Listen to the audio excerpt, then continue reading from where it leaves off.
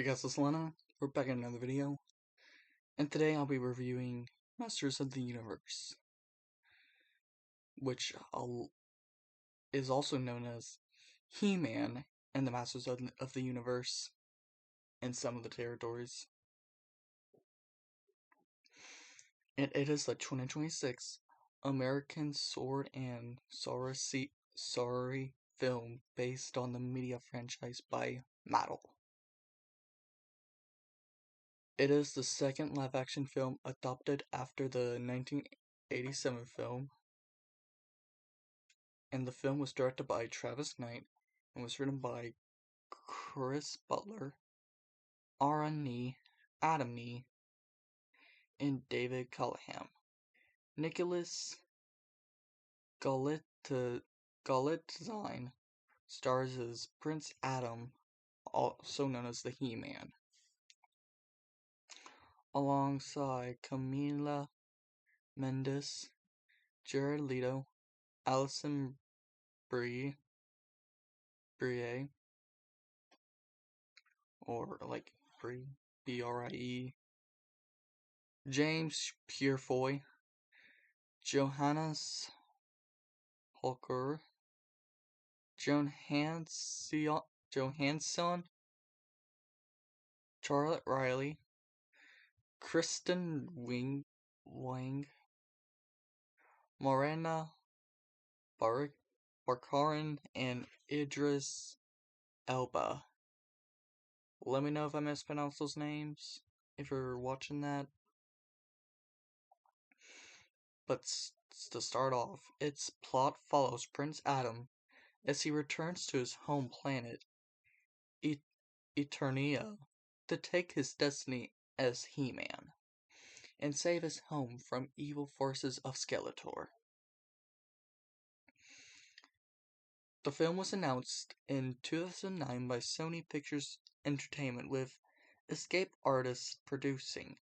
Following multiple writer, director, and casting changes, the rights were transferred to Netflix in 2022, and then brought by Amazon MGM Studios in 2024.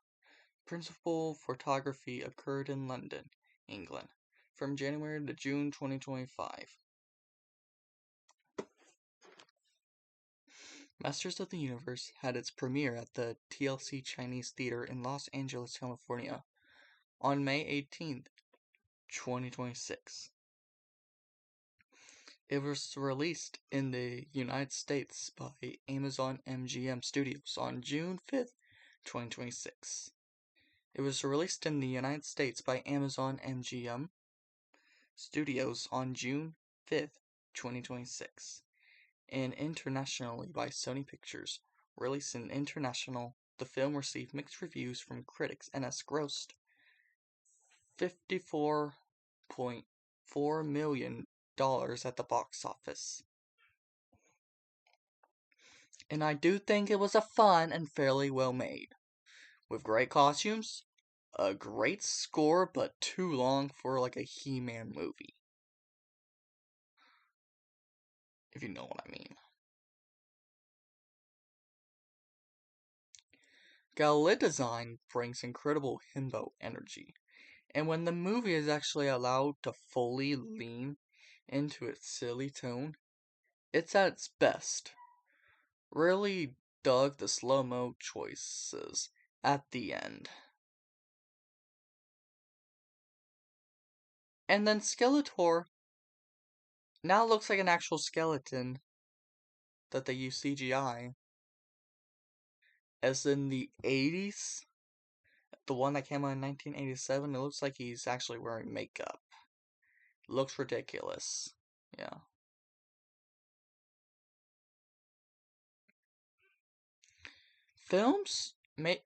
It's maybe films without a decent screenplay that were forgive because they were aware of it and poke fun at themselves are starting to get boring, but at least in this case, for a film starring a muscular guy with a blonde bob, we really couldn't have asked for more. The Eternia theme song that's played by Daniel Pemberton and Brian May goes instantly hard. And it will be on repeat. It definitely goes hard in the end credits.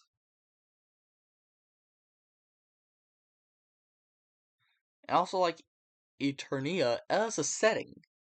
Even though this movie is nothing too special, I'll still be down for some sequels in this world. The rumors are true. Jared Leto really is fantastic here as Skeletor. The montage of him appearing in He-Man's memories is too good. And going back in the soundtrack, they're playing this song. Hey, yeah, yeah, yeah. For anyone that doesn't know, maybe look up the He-Man song meme. That might pop up. It might say, hey, yeah. Or like secret magical powers as like the full video. So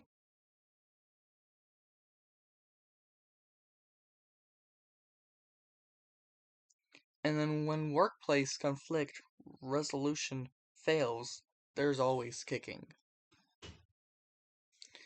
So as to say, He-Man returns for a deliberative, comedy-fueled action fantasy that never takes itself seriously for better or worse. It's much too slow off the mark, but there's infectious affection for the source material, and like him or loathe him, if you like him or loathe him, Jared Leto steals the show as Skeletor. And I'm rating this movie a 6 out of 10. And then laugh or comment all you want, but I might rate it up to a 7 on Letterboxd. Yeah, hey. Like for real, I'm not. I don't mean it. That would be my actual rating. So, on my opinion, not for the joke.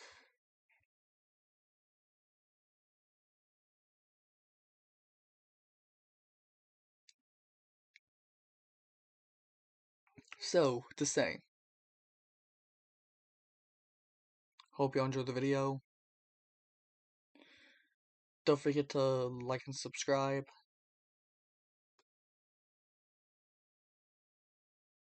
And I'll see y'all in the next video.